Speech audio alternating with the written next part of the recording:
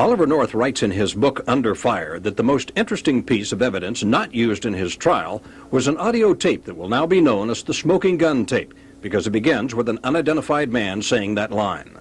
There's a smoking gun in the closet. What? Reagan knows. I told the committee. The tape was supposed to be a routinely recorded call between workers at two Citibank offices in New York.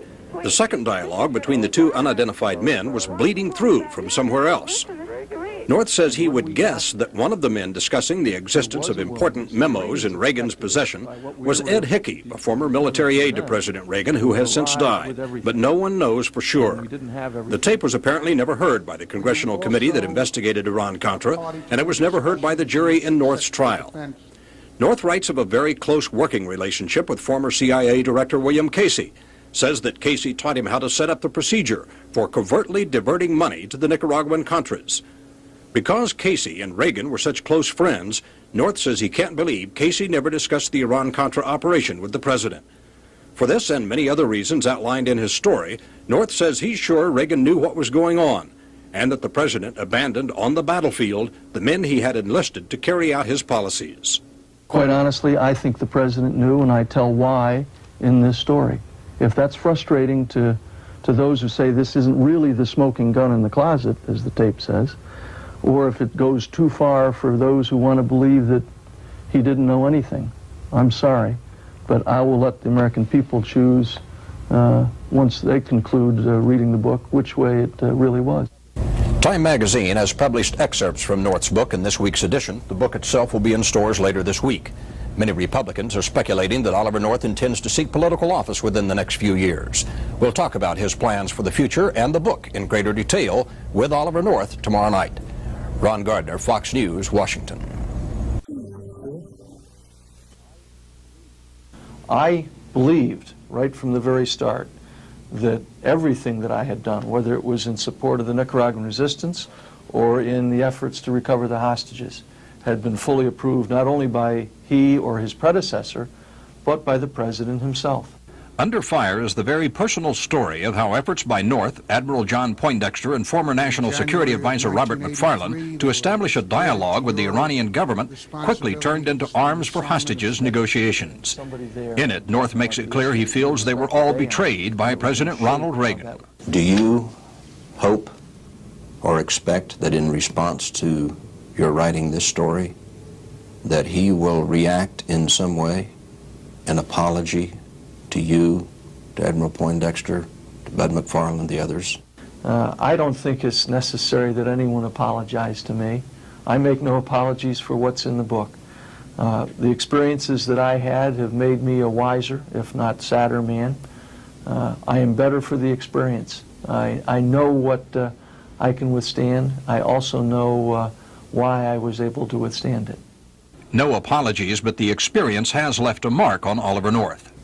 Yeah, I very clearly feel that certainly for me, the most difficult part of all the things that I did was the hostage initiative.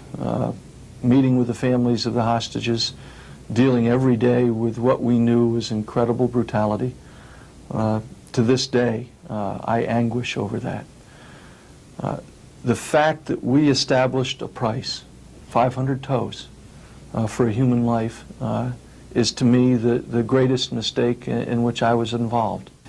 Is it conceivable to you that those things could have happened without it being discussed in the Oval Office? Ron, again, I speculate in the book, and I know from the various things that were said that we all anguished over what had happened. The taking of the new hostages in the autumn of 1986. I don't know who it was that told the president. I'm still convinced that he was told.